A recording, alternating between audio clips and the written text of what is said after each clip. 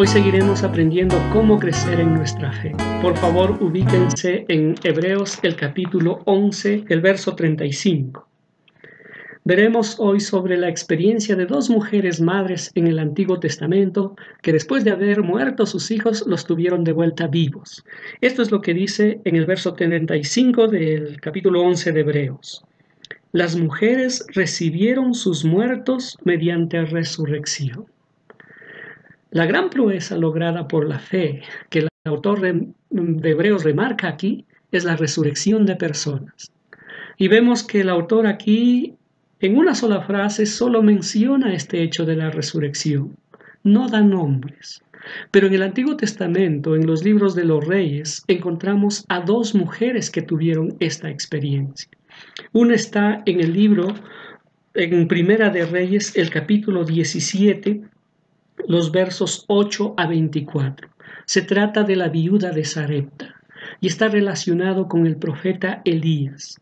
Sucedió cuando Elías había dicho a Acab, el rey de Israel, que no llovería por varios años, debido a los horribles pecados a los cuales este rey malo había conducido al pueblo.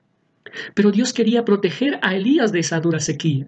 Entonces le dijo que fuera a Sarepta, un pequeño pueblo de Sidón, fuera de Israel. Allí Dios había previsto de una viuda pobre para alimentarlo durante toda la sequía. Elías obedeció la orden de Dios y ocurrió tal como se le había dicho. Y esta mujer tenía un hijo, y sucedió que uno de esos días el hijo se le murió y le causó gran tristeza. Esta mujer pues acudió a Elías, y el profeta oró a Dios con gran fe, y Dios respondió volviéndole la vida al niño. La otra mujer se encuentra en Segunda de Reyes, el capítulo 4, el verso 8 al 37, y se trata de la mujer sunamita, y está relacionado con el profeta Eliseo, el sucesor de Elías. Esta mujer era diferente a la anterior. Ella tenía esposo, además era judía y era muy rica. Y ella también por sí misma se había dispuesto a apoyar el servicio del profeta Eliseo. Lo invitaba a comer cada vez que pasaba por su casa y luego incluso convenció a su esposo que hiciera una habitación en la azotea de su casa para que descansara el profeta cuando pasaba por allí. Y lo que la Biblia nos dice también, que en un principio esta mujer no podía tener hijos. Entonces Eliseo, en gratitud a tanta amabilidad, oró a Dios para que le diera un hijo, y Dios se la dio. Todo iba bien con ella, hasta que un día, cuando el niño había crecido ya, estaba en el campo con su padre, y le vino un fuerte dolor de cabeza, y como el padre no sabía qué hacer, lo envió a su madre. La mujer tuvo a su hijo sobre sus rodillas por varias horas, pero el niño murió. Entonces ella inmediatamente fue en busca del profeta Eliseo hasta el monte Carmelo, y al hallarlo insistió que fuera personalmente a atender a su hijo. Eliseo fue con la mujer, y al llegar a su casa, oró con gran fe, hasta que Dios también volvió la vida a este niño. Ahora, lo que vemos es que estas dos mujeres tuvieron la bendición de ver a sus hijos resucitados gracias a la oración fervorosa de estos dos profetas, Elías y Eliseo. Y creo, hermanos, que esta proeza de resucitar a personas en beneficio de otros es lo que el autor de Hebreos remarca en este verso 35 del capítulo 11. Por eso el mensaje de hoy lo he titulado: nuestra fe debe mover montañas para bendecir a otros. Recordemos que Cristo Jesús, esto es lo que demandó una y otra vez también a sus discípulos, que tengan una fe que mueva montañas. Y como primer punto, quisiera decir que la fe que mueve montañas es posible solo por tener comunión íntima con Dios. Esto es lo que los profetas Elías y Eliseo habían desarrollado con Dios. Por eso pudieron pedir que Dios obrara estas tremendas proezas. Pensemos en Elías.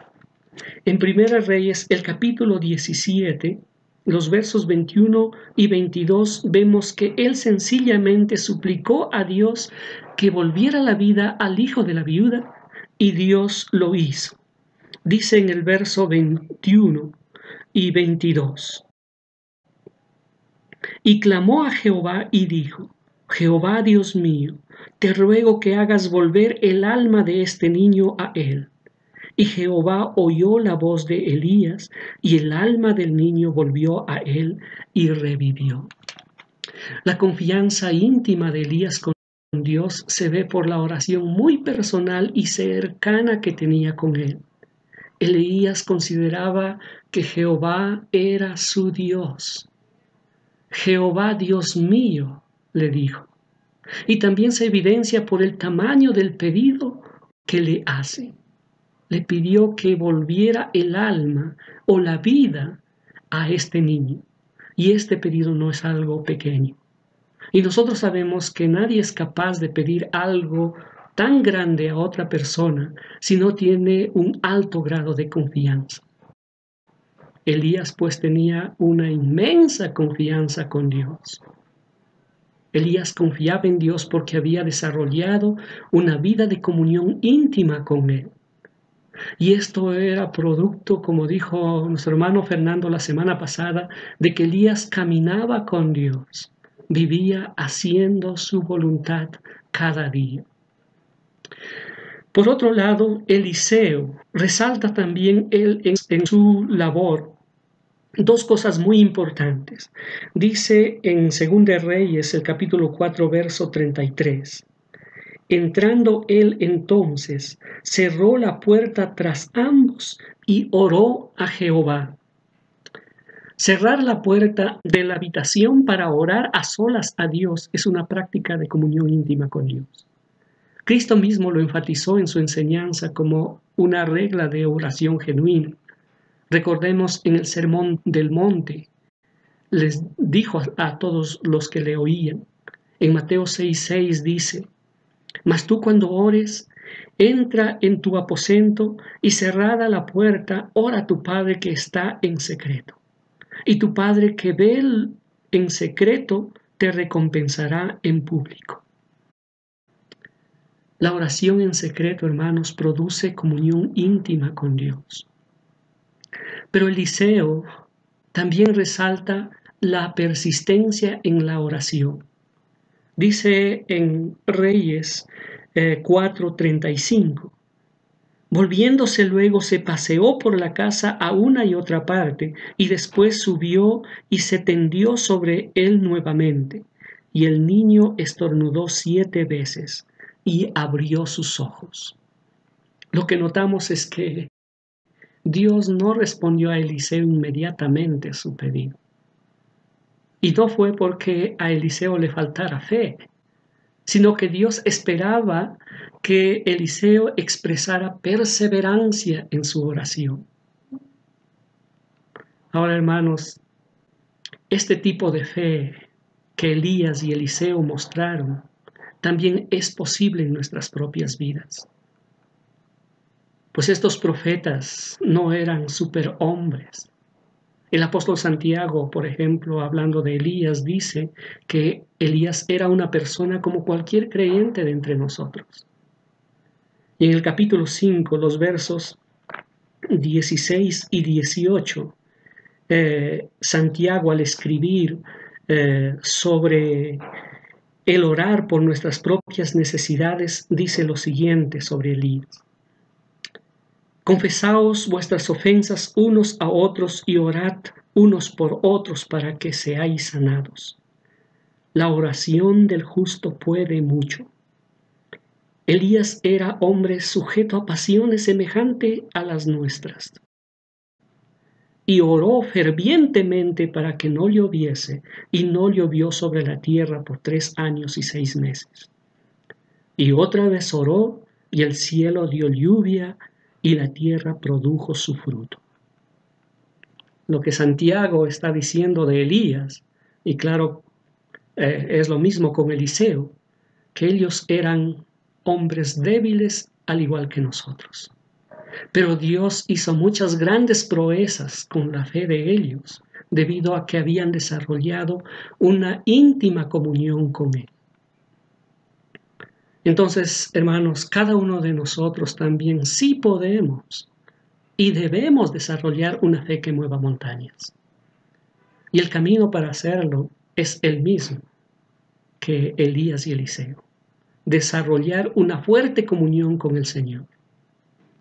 Y esto es posible al pasar tiempos de calidad a solas con el Señor, en oración, cerradas las puertas de nuestra habitación, meditando en nuestra vida y carácter, confesando de corazón nuestras ofensas, nuestras debilidades, pidiendo perdón por nuestros pecados, pidiendo cambio en nuestras vidas.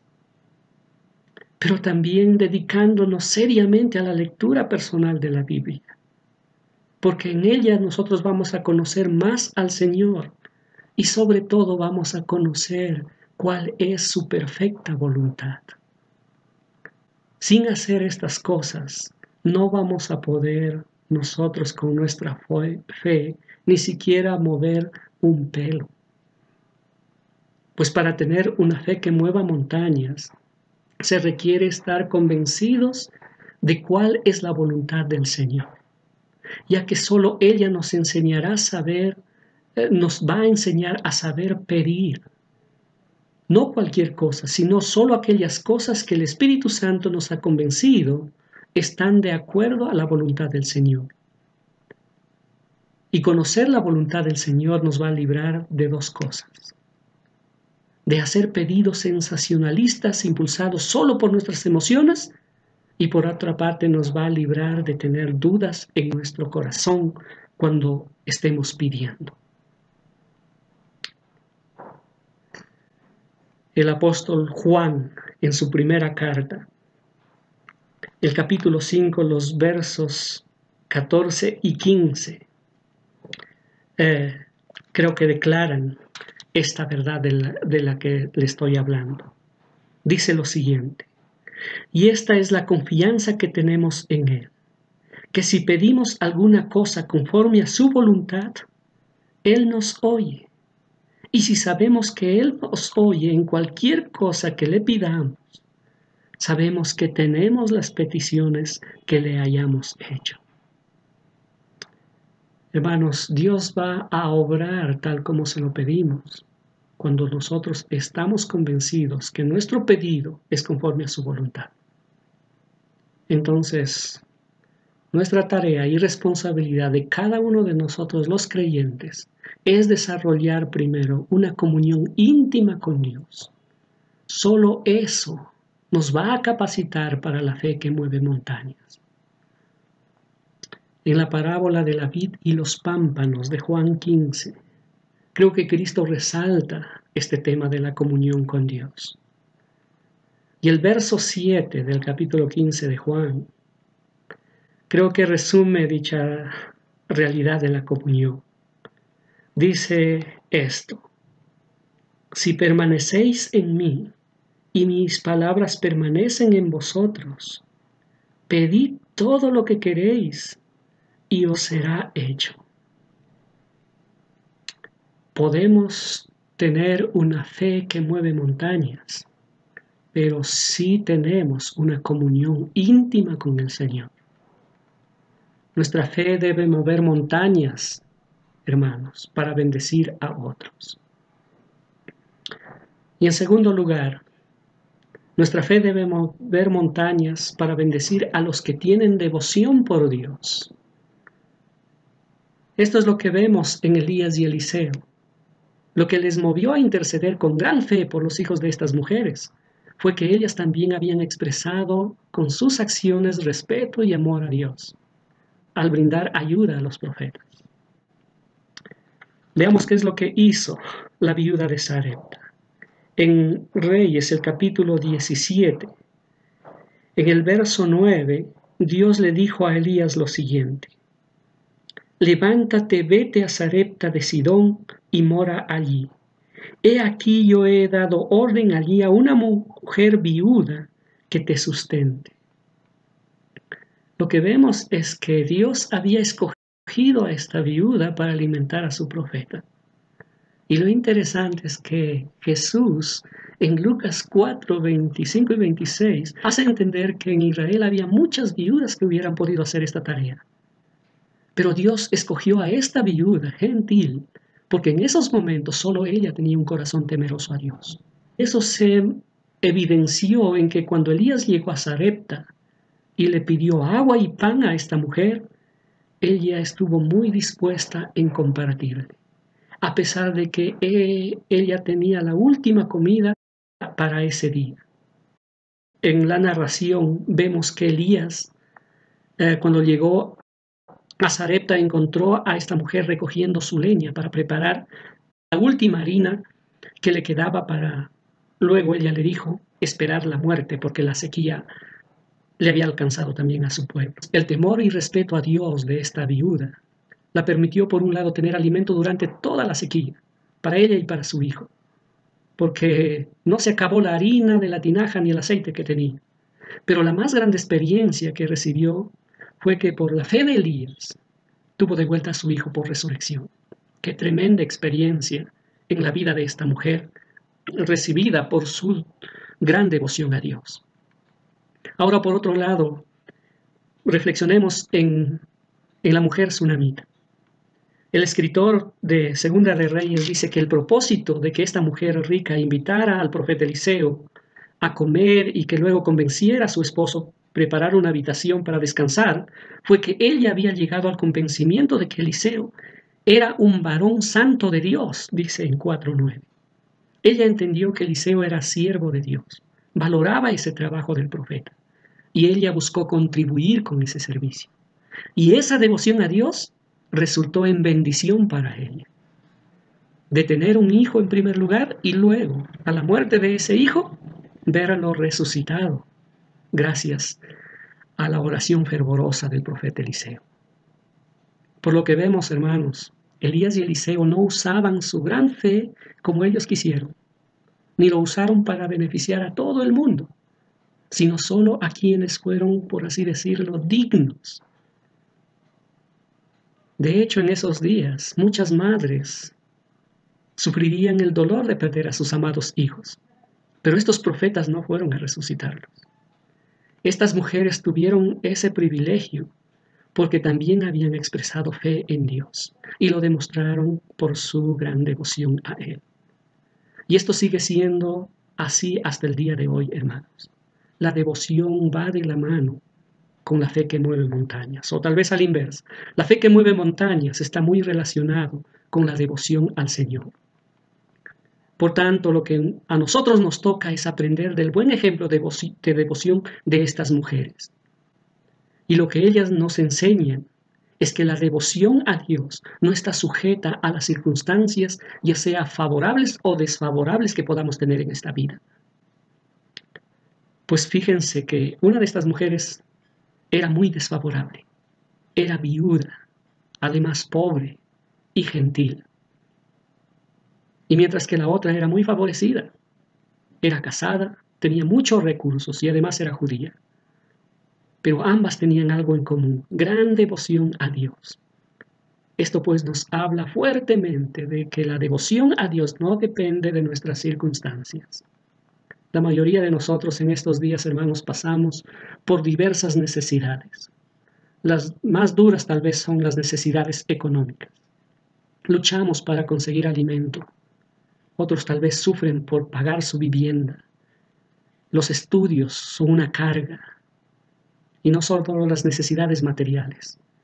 Muchos sufrimos tal vez necesidades emocionales, como la viuda. Era sola. Hoy tenemos pérdida de seres queridos. Tal vez otros sufren abandono, disgustos familiares. Otros sufren necesidades sociales, falta de amigos, rechazo tal vez, en las circunstancias en las que estamos viviendo. Pero también tal vez otros pueden estar siendo favorecidos en algunas de estas áreas. Pero el asunto es que ambos, tanto el ser favorecido o desfavorecido, puede afectar a nuestra devoción o fidelidad al Señor. Pero lo que aprendemos de estas mujeres es que un creyente verdadero es siempre leal al Señor en cualquier circunstancia. Y son solo estos creyentes los que se benefician de la fe que mueve montañas. Por eso, hermanos, quisiera animarles a que si nosotros queremos beneficiarnos de la fe y de las oraciones de los unos para con los otros, lo que necesitamos es empezar en fortalecer nuestra propia devoción con el Señor, nuestro amor al Señor, nuestra lealtad al Señor. Pidamos oración por nuestras necesidades, por nuestras dificultades, por nuestras dolencias, pero también esforcémonos por serle fieles al Señor. Estas dos cosas van juntas. Recordemos que cuando Cristo llegó a su propia tierra, Él siendo el hacedor de milagros, pero llegó a su propia tierra. Él no pudo hacer muchos milagros allí, dice la Biblia. Y la razón fue porque no fue apreciado por los de su propia tierra. Lo rechazaron. Entonces Cristo tuvo que retirarse a otros pueblos, donde sí le dieron aceptación. Y fue en ese contexto que Cristo mencionó a la viuda de Sarepta, que fue escogida para atender a Elías. Por eso, hermanos, la fe que mueve montañas está muy relacionada o van de la mano con la devoción al Señor. Podemos beneficiarnos de ella. Nuestra fe debe mover montañas para bendecir a otros. Y en tercer lugar, nuestra fe debe mover montañas para bendecir la vida espiritual de las personas que amamos. Elías y Eliseo también fueron movidos a clamar con gran fe por los hijos de estas mujeres, debido a que ellos tenían gran consideración y estima a estas familias. Y también lo que podemos ver en estos casos es que estas dos madres evidencian lo especial que es el corazón maternal, pues generalmente son las madres quienes más se duelen ante la pérdida de un hijo, y son ellas también las que están dispuestas a dar todo por un hijo. No importa la condición económica, social o cultural. Toda madre quiere tener vivo y bueno a su hijo. Pero otra cosa que también acá se resalta es cómo la muerte causa profunda tristeza y dolor en los hogares. Y para dar solución a esta situación es que se unieron tanto estas dos madres y los profetas. Estas madres devotas a Dios y los profetas que expresaban gran fe. Y bueno, la aplicación para nosotros creo que sería que debemos tomar con seriedad lo que la Biblia dice sobre las personas que no conocen a Cristo. Ellos están muertos espiritualmente, están muertos en sus delitos y pecados, dice la Biblia. Entonces nosotros debemos reflexionar qué personas que amamos y estimamos están muertos en el pecado sin Cristo. Puede ser nuestros hijos, de repente de algunos nuestros hermanos, o de algunos hijos nuestros padres, o a amigos muy estimados. Muchos hoy por causa del pecado sufren en vicios, fracasos, desilusiones, desgracias, enfermedades. Esto es lo que hoy atormenta a muchas madres, a veces los vicios de sus hijos. Por eso creo que es muy importante, hermanos, unirnos en una oración que mueva montañas para que nuestros hijos y otros seres queridos pasen de muerte a vida al poner su fe en Cristo Jesús para ser salvos. Madres y padres, les invoco, siendo yo padre también. Necesitamos de esta fe que mueve montañas para pedir especialmente por la vida espiritual de nuestros hijos. Si no lo hacemos hoy, no los veremos en la futura resurrección cuando Cristo vuelva. Nuestra fe debe mover montañas para bendecir a otros. Y para terminar, quiero mencionar sobre la muerte de Eliseo. En Segunda de Reyes, el capítulo 13, versos 20 y 21, se narra algo increíble. Lo pueden leer. Después que Eliseo había muerto y estaba sepultado ya por 1 año, se dice que unos hombres por emergencia pusieron el cadáver de su propio difunto en la tumba de Eliseo. Y sucedió que en cuanto el muerto tocó los huesos de Eliseo, volvió a la vida. Eso es increíble. Y lo que quiero recalcar de acá, o lo que quiero resaltar de esto, es que la vida de fe de Eliseo bendijo a otros aun cuando él ya había muerto. Ahora pensemos en nuestra propia fe, hermanos. ¿Será tu fe de bendición espiritual aún después que hayas muerto, aun cuando hayas partido de esta tierra?